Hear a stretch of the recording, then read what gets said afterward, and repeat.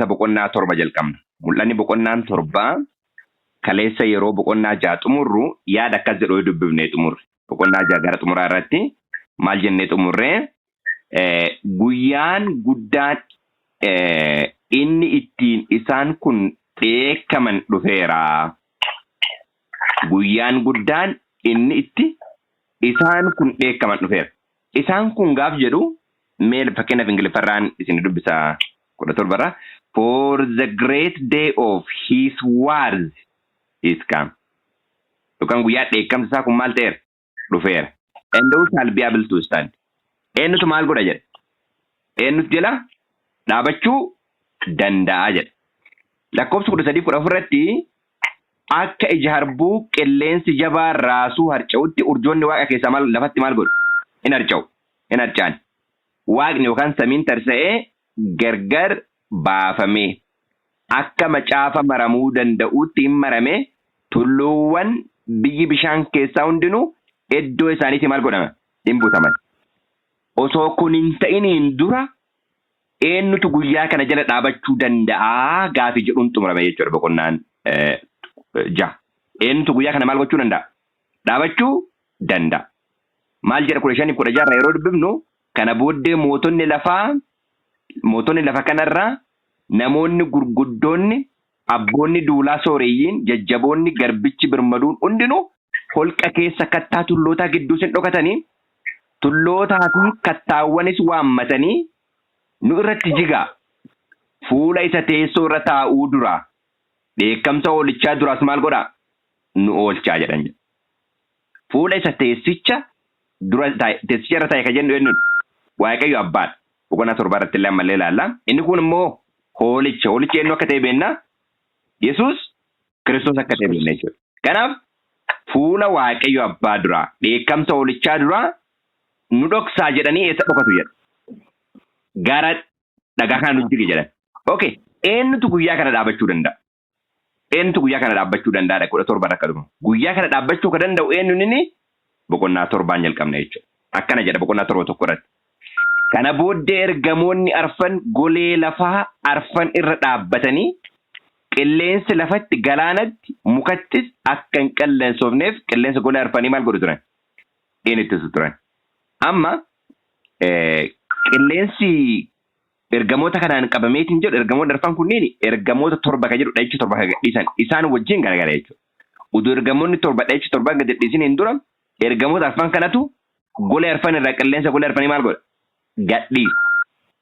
Qilleensi golee arfanii gadhiifame jechuun araarri Waaqayyo inni lafa guuggaa ture.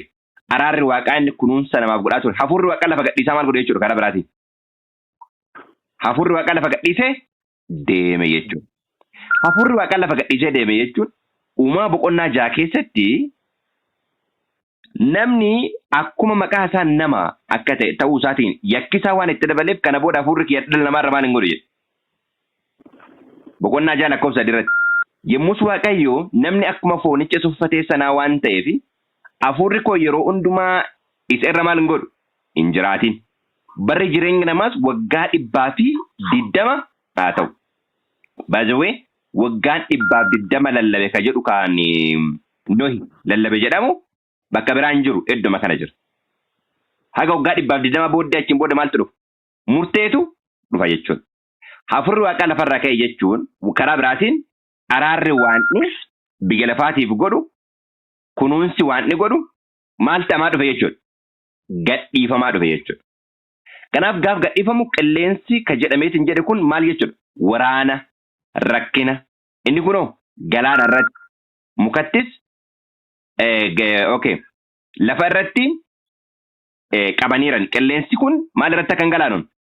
Lafa irratti galaanatti mukattis akka hin qilleensofneef qilleensa golee arfanii maal godhaa turan jedha? Ittisuu isaanii nan argee jedha. Iyyoob boqonnaa 1 lakkoofsa 19 irraa kunoo qilleensi jabaan lafa onaatti dhufee golee manichaa arfan in rukute. Yemmus manichi ijoollota irratti maal godhe? In jige. Ijoollonnis in dhuman. Ana duwwaatu jalaa ba'e. Kana sitti himuudhaaf dhufe jedheen. Yeroo baay'ee Iyyoobitti qilleensi golee arfanii mana maal akka inni godhe argina. Akka inni dha'ee argina jechuudha. Ermiyaas boqonnaa 51 ammas waaqayyotti fufee kunoo an Baabiloonitti saba ishee gidduutti warra anaan mormanitti bubbee isaan balleessu maal godha jedha. Nan kaasaa jedha. Kun immoo lafarratti bishaan irratti ka jedhame bishaan irratti akkuma beekamu uummata baay'ee nama baay'ee akka ta'e yeroo baay'ee bifa mul'ataatiin yeroo laalleetiin jedhu Daani'eliin keessa hiika waan kaa'uuf fakkeenya mul'ata 17 irratti maqaa dhokataa Baabiloon gudditti haadha ejjitootaa fi wanta ciggaasisaa biyya lafaa jedhu tokko immoo adda isheetti maal godhee ture? Caafamee ture. Ka jedhu kuni waan waraana rakkina kana yeroo gadhiiseetiin jedhu 15 irratti ispeeshaalii bishaan isheen irra ejjitee jirtu maal akka ta'e lafa ka'a uummata baay'ee akka ta'eetiin jedhe lafa ka'a jechuudha. Muka ka jedhu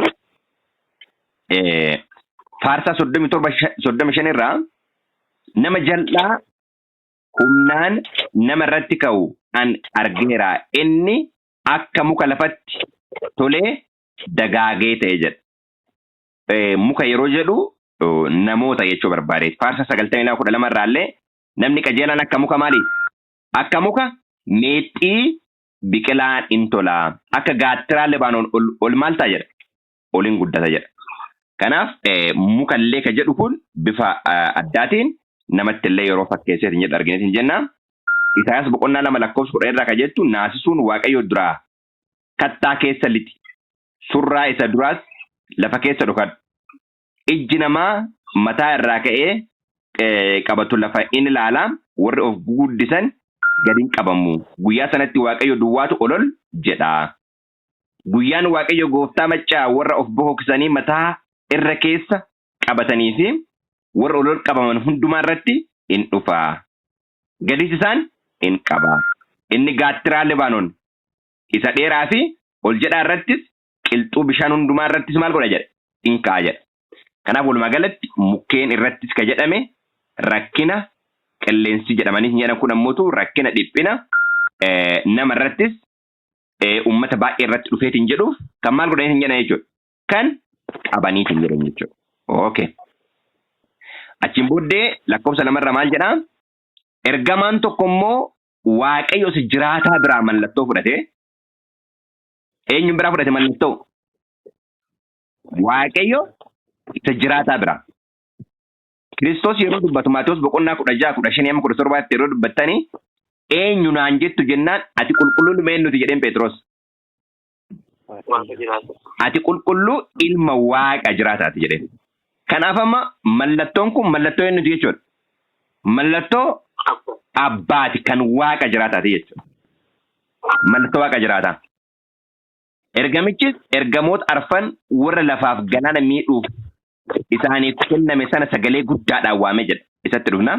Amma mee mallattoon immoo maalidha? Maalidhaan mallattoon obboloota koo? Fakkeenyaaf seerri waaqayyoo mallattaa'eera. Isaas boqonnaa 8:16 irratti an dubbii dhugaa kanatti walitti nan qabaa fuula bartoota koo durattis abboomii kanatti mallattoo nan godha. Kanaaf abboomii waaqayyoo maal ta'eera? Mallattaa'eera. Tokko lammaffaa. Lammaffaan immoo ilmi waaqayyoo maal ta'eera? Mallattaa'eera. Wangeela Yohaannis boqonnaa 27 irratti nyaata baduuf hin dhama'inaa. Nyaata jireenya bara baraatiif argamuuf maal godhaa? Dhama'aa malee. Ilmi namaa inni waaqayyo abbaan mallattootti godhe nyaata kana isinii kennuuf jira isaaniin jedhe. Ilmi namaa inni mallattootti godhe. Inni waaqayyo abbaan mallattootti godhe. Kanaaf mallattichi mallattoo eenyuti? Mallattoo waaqa jiraataati. Kan abbaati jechuudha. Okay. Inni biraa kun 144 immoo akka maal ta'an? Akka mallattaan argineerra jechuudha. Okay. Akkuma seerri waaqaa qulqulluu ta'e, akkuma ilmi waaqaa qulqulluu ta'e, ijoollee waaqayyollee maal ta'uu qabu? Qulqulluu ta'uu qabu jechuudha. Perfection of character. Qulqulluu ta'uu qabu. Waaqaaf amala isaa akkamitti akka seerri isaa jechuudha. Akkamitti akka wal fakkaatu qabaatu waan irra jira san baay'ee keessa deemu. Amma gaafiin guddaan maaliidhaan mallattoofnaadha? Seerri waaqaa mallattaa'eera jenneera. Yaada kana dhageessanii miti? Seerri waaqayyoo maal ta'eera? Mallattaa'eera. Yeroo seerri waaqaa mallattaa'u keessaanuu seerri waaqayyoo mallattoon yeroo mallattaa'u keessaanuu mallattichi eessarra oolu? Guyyaa sanbataa seera arfaffaarra oolu. Mallattoon tokko maqaa qaba. Maqaa namicha abbaa mallattoo kanatti godhee qaba.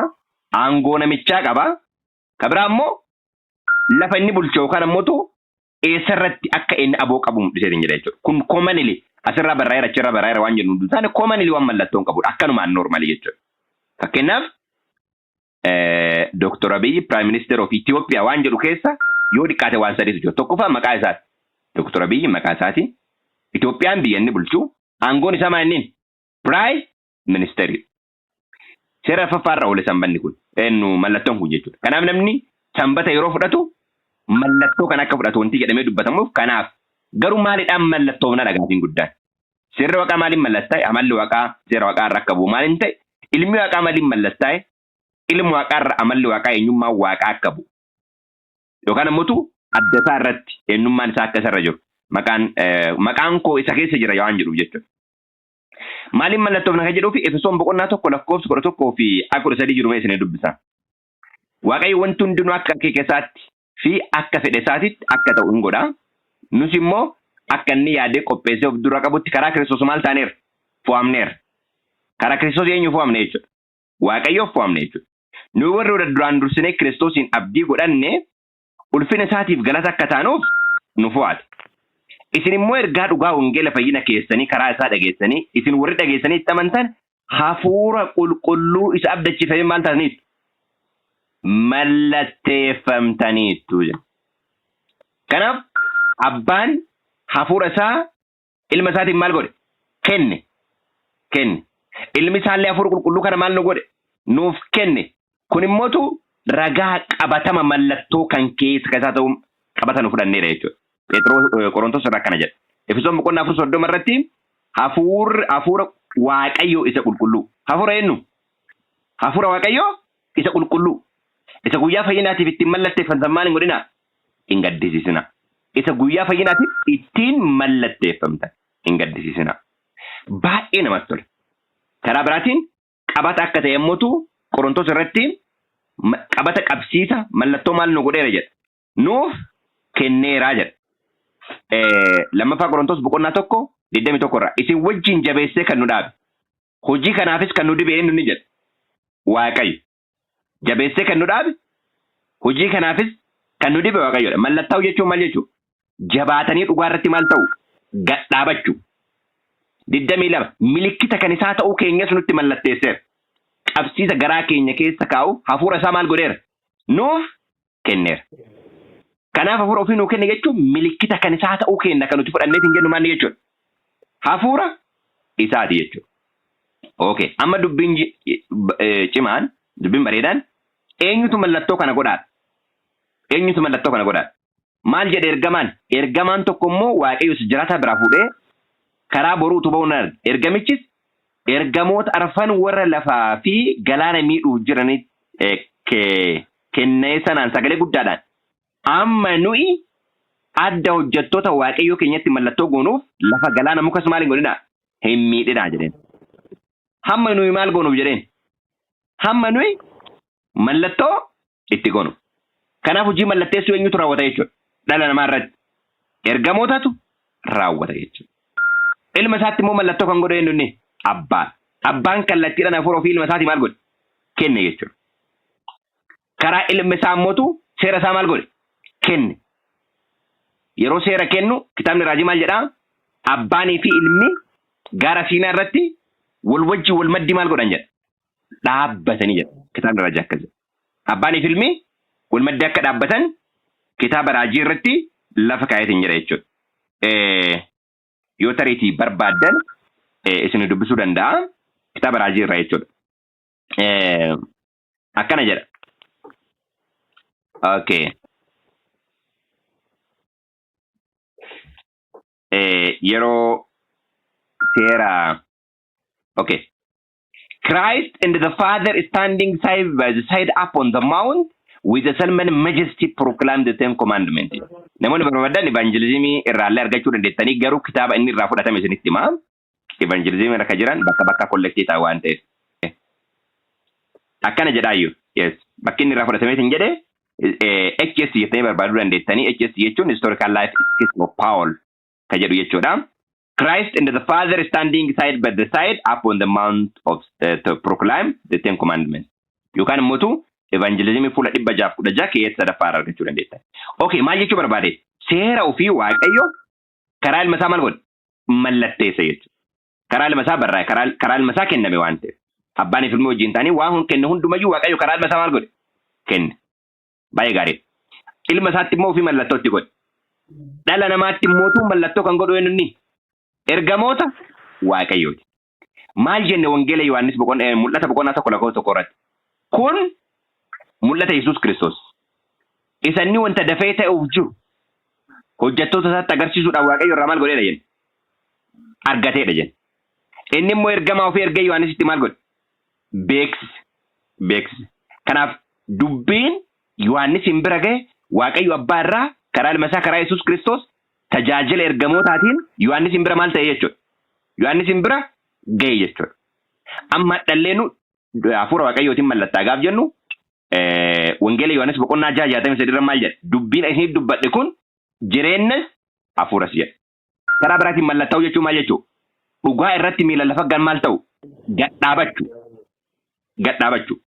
Kanaaf hojiin mallattaa'u karaa kanaan raawwatee hin jedha jechuudha. Akkuma gaafa Israa'eloonni gaaf Gibxi baane balbala nama hundumaattu dhiiga kan dibe maalidha? Ergamaadha jedhama isaanii qulqulluun. Kanaaf hojiin mallattaa'u dhimma maalii hojii ol qabata? Bokkaa booddee hojii ol qabata. Argitanii maaliin mallattoofna jenneera? Maaliin mallattoofna jenne? Hafuura qulqulluun mallattoofna jenne? Hafuura qulqulluun mallattoofna jechuun ammootu maal jechuudha? Bokkaadha jechuudha. Hafuura qulqulluu fudhachuu jechuun bokkaa duraa bokkaa booddee jennee ka jennu kanneen jechuudha. Ermiyaas boqonnaa 3:3 irratti ati galamoota janfuune taate yeelloonis irraa waan fagaateef bokkaan inni duraan ittifamee inni booddees maal hin taane jedha? Hin roobne jedha.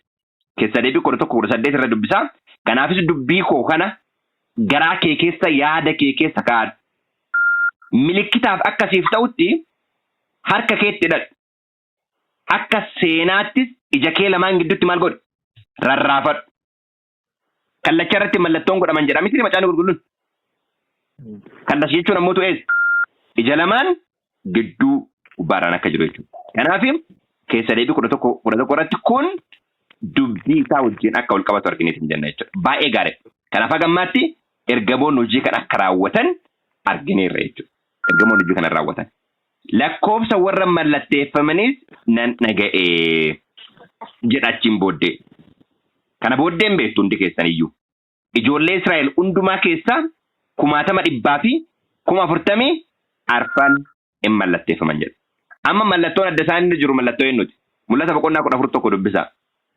14 irraa akkana jedha. Yeroo achiin baanu illee bal'inaan laalla.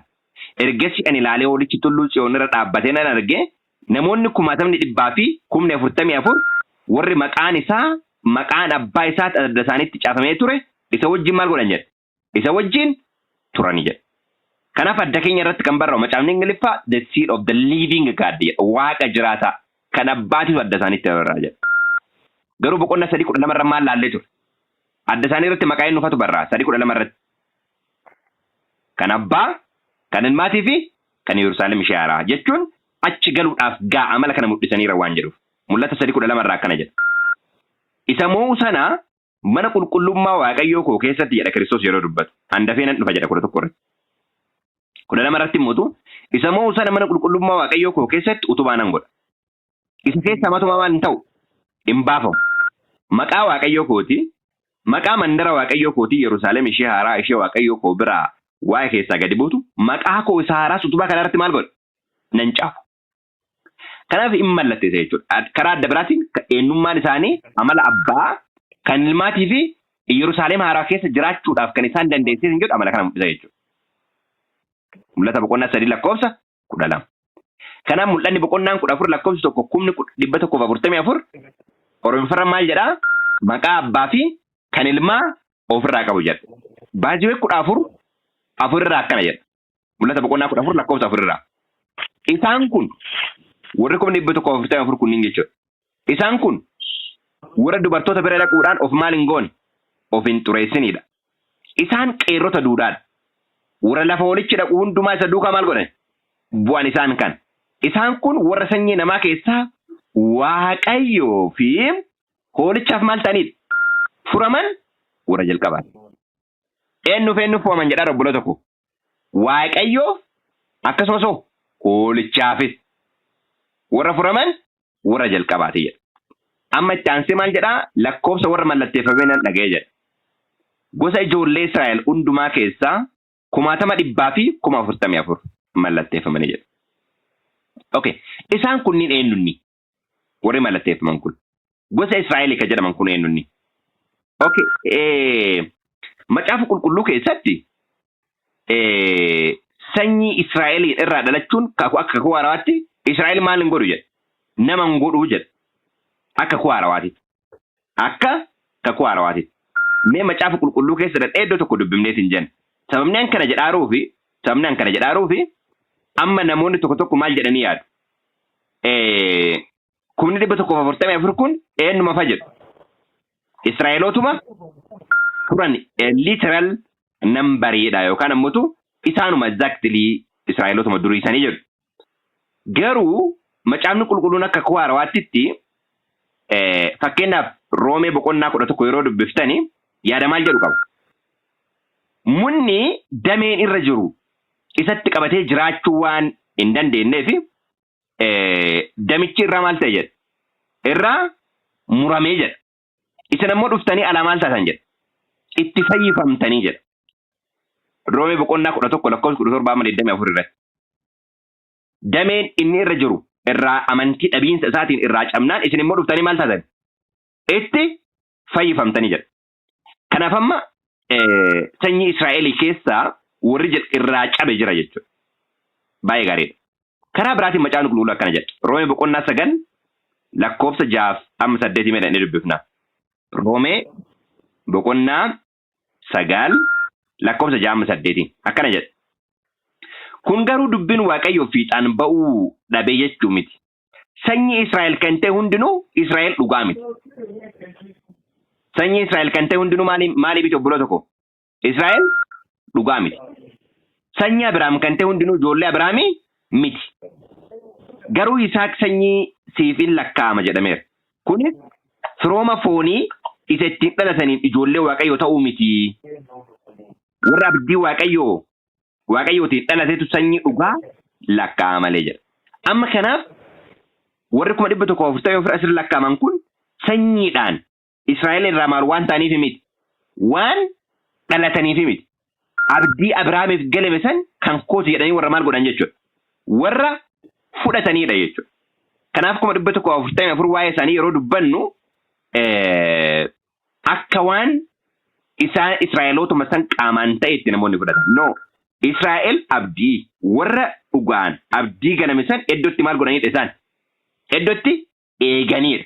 Keessaanuu warra utuu jiran rakkoo guddaa san keessa darbanidha jechuudha. Ilaala karaa biraatiin mul'ata boqonnaa 21 lamarraa yeroo ilaallu otoo silaa Israa'elootuma yookaan gosuma 12 san keessaa ta'anii maqaan isaanii silaa maalirra barraatu? Hundee irra barraatu. Mul'ata boqonnaa 21 irratti yoo dubbiftanii 21 irra maal jedha?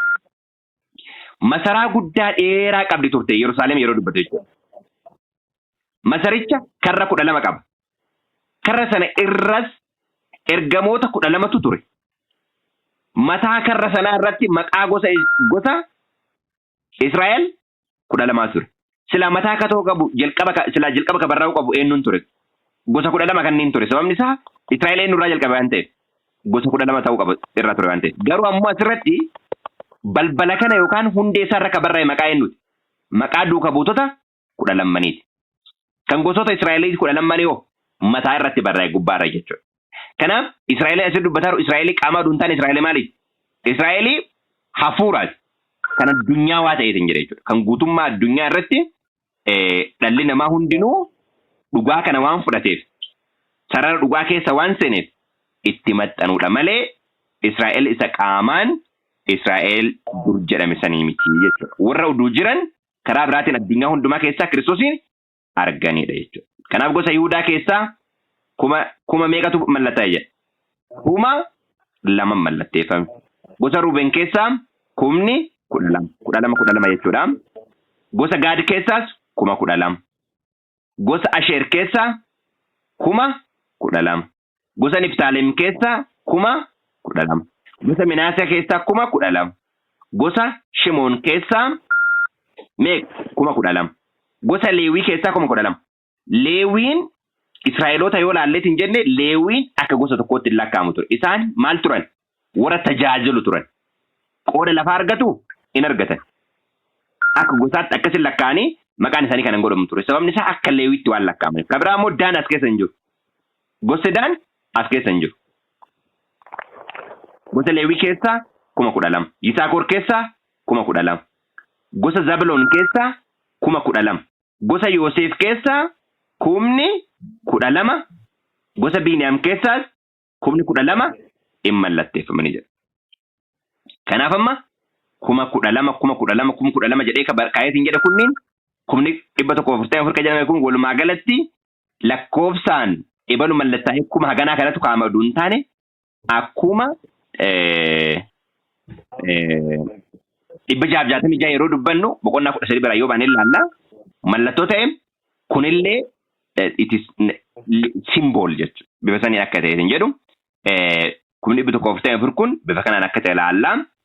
Kanaaf obboloota koo kitaabni raajiba iddoo tokkotti maal jedha? Strive to be in them jedha. Isaan keessaa akka tokkotti ta'uudhaaf maal godhaa jedha? Dhama'aa jedha. Lakkoofsa galirraa kana booddee ilaaleen tuuta sonaan baay'ee saba hundumaa keessaa, gosa hundumaa keessaa, nama hundumaa keessaa, afaan dubbatamu hundumaa keessaa dhufan warra omtinuu lakkaa'uu hin dandeenye nan arge. Isaan uffata adii uffatanii damee muka meexxii harka isaaniitti qabatanii teessicha dura hoolicha duras maal godhan? In dhaabbatu turan. Eenyuun dura dhaabbatan jedhaa obboloota koo? Teessicha dura hoolicha duras. Teessicha dura gaafa jedhu teessicha irra kataa'e eenyudha? Lakkoofsa 10. Jarri kun sagalee guddaadhaan fayyinni Waaqayyoo keenya isa teessicha irra taa'u biraa hoolicha biraas in argama jedha. Kanaaf fayyinni keenya eessaa dhufu? Waaqayyo Abbaa biraa, Ilma isaa Yesuus Kiristoos hoolicha qalame biraa dhufa jechuudha. Hoolicha qalame biraa dhufa jechuudha. Kanaaf samiitti dhaqnee Waaqa sadi teessoo irra kennu nun jiru jechuudha. Kan hubeennu Waaqa tokkicha Abbaa isa teessoo irra taa'ee fi Ilma isaa Yesuus Kiristoos. Kun mul'ata jechuudha. Mul'ata dhugaadha jennee fudhanna ta'e. Macaafni qulqulluun maal jedha? Waan as keessa barraa'e kana ittillee dabaleen irraalee maal hin godhin? Hin hir'isin. Akkuma barraa'etti amanna akkuma barraa'e fudhanna jechuudha. Dubbii kana kan dubbisan isa keessatti caafamallee kan eegan isaan kan maal ta'anidha jedha? Kan eebbifamanidha jedha. Mul'ata boqonnaa tokko lakkoofsa dirra. Kanaaf akkuma barraa'etti fudhanna jechuudha. Ergamoonni teessicha manguddoota uumama lubbuu qaban arfannaan naanii dhaabbatan hundinuu teessicha duratti adda isaaniitiin gombifamanii Waaqayyoof maal godhan? In sagadan.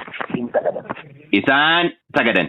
Isaan keessattis ameen. Sagada isaanii keessattis ameen. Waaqayyo keenyaaf qubaan guddinni ogummaan galanni ulfinni humni aangoon bara baraa haa ta'u ameen jedhan. Ergasii manguddoota keessaa inni tokko warri uffata adii uffatan kun eenyu fa'ii eessaa dhufanisi jedhee maal ta'e jedha? Na gaafate jedha. Eenyuun keessaa jedhaa? Manguddoota keessaa. Isas manguddoota jedhe kana kitaabni raajii maal jedhaa? Science of Time Decemberii 22 1887 paragraafii 7 The Angels Inquire jedha. Ergamaa isa guddaa jedha. Kanaaf manguddoota 24 yeroo dubbannu kitaabni raajii maal jedhaa? Ergamoota aangoo qaban gurguddoota akka ta'anis hin jedhan. Karaa biraatiin ammoo dhala namaa illee of keessaa akka qabatu akkuma laalaa turreetiin jennee jechuudha. Lakkoofsa 14. Ani immoo gooftaa koo situ beeka jedhee deebiseef. Inni immoo isaan kun warra rakkina guddaa keessaa ba'an. Isaan kun warra rakkina guddaa keessaa ba'anii dhufanidha. Uffata isaanii dhiiga holichaatiin maal godhanii? Miiccatanii addeeffataniiru. Kanaaf isaan teessoo Waaqayyoo duratti argamanii halkanii guyyaa mana qulqullummaa isaa keessatti isaaf maal godhu? In hojjetu. Inni teessoo irra taa'es godoo isaa diriirsee isaan irra maal godha? In jiraata. Inni teessoo irra taa'ee eenyudha? Waaqayyoodha jennee rabbaadha. Qofa amma fa'aa xiyyeeffannaa naannaa daqiiqaa 15, 16, 17 jechuudha. Egaa deebi'anii maal hin taane? In beelaan, in dheebotanis. Aduun wanti gubus isaan maal hin godhu? Isaanitti hin bu'u. Hoolichi teessicha dura gara gidduu jirus isaan maal godha? Isaan teessa. Hoolichi eessa jira obboloota koo? Teessicha dura gara gidduu. Beekaa qofa. Tokkoffaa Xiimotewos boqonnaa 2 lakkoofsa irra maal jedha? Waaqayyo tokkocha inni namaaf Waaqayyoon gidduu dhaabatee walitti fidu eenyuuni? Tokkocha. Inni isa nama kan ta'e eenyudha? Yesuus Kiristoosidha. 17 irra maal jedhaa? Hoolichi teessicha dura gara gidduu jirus isaan maal godha? Intisa. Eenyuuf eenyuun gidduu jira hoolichi? Isa teessoo irra taa'ee jiru Waaqayyoo fi hoolota gidduu jechuudha. Warra fayyan gidduu intisa gara burqaa bishaan jireenyaa kennutti isaan hin geessaa.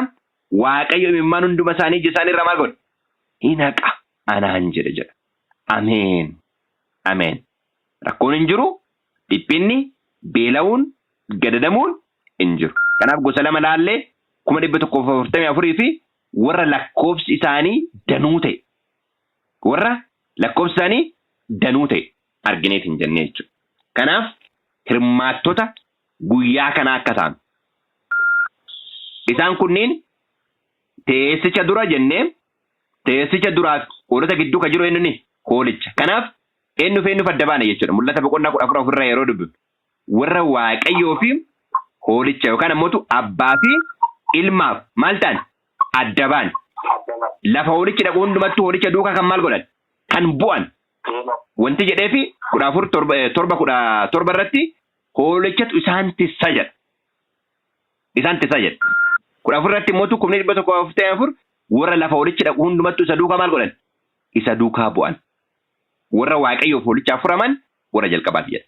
Kanaaf mallattoo dhugaa Hafuura Qulqulluudhaan mallatteeffamnee mallattoon kun kan Waaqa jiraataati jenneerraa abbaa irraa ergaa guddaa laallee dhugaa kana keessatti dhaabannee warra of eegan akka ta'an Waaqayyo kan nageenya nuuf haa eebbisu.